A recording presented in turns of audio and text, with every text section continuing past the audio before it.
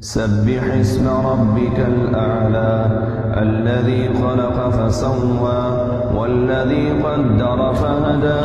والذي أخرج المرعى فجعله غثاء أحوى سنقرئك فلا تنسى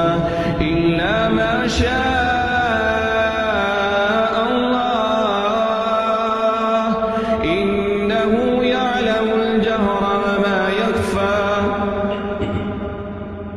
ونيسرك لليسرى فذكر إن نفعت الذكرى سيذكر من يخشى ويتجنبها الأشقى الذي يصلى